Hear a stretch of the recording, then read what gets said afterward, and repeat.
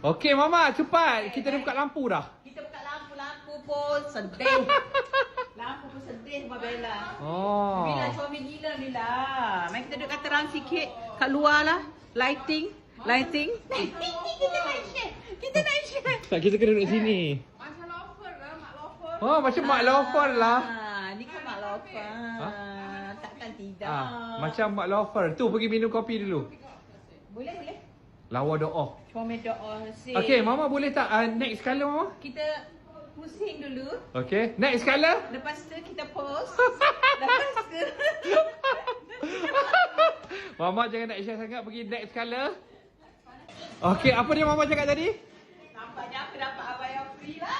Oh, takkanlah tak dapat daripada Nunha free kan? Mama kan influenza. Tengok colour dia. Ya ni saya kata cantik. Ni saya rasa cantik yang Kita Lof. memang peminat hijau. Ini yang Lofa pakai. Sebab hijau tu warna sunnah. Okey. Kita suka. Mama, tapi Mama macam nak share. Sebab kita lama tak beraksi dalam sosial media. Mama lama tak bersosial Lama tak bersosial. Jadi hari ni sebab ada Rosik. Okey, ni lawa doa. Ni saya favourite saya ni yang Lofa pakai pergi Mekah Comel. Okey, minta model jalan ke sini ya. Okey, catwalknya bagaimana? Allah Mama Baik, cantik Rosik. doa. Ni cantik doa. Nak solat? Okey. Terus solat. Okey, settle. Dia panggil solat friendly. Okey Mama. Pakai yang Anglo. Lagi mantap. Okey, dan minum. Kau jadi. Okey.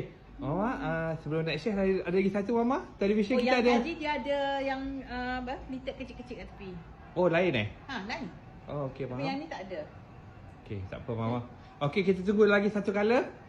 Nak share. Macam mana Cik Na? Awak sangat. Bukan, ni model nak share macam mana? Model number 1 top.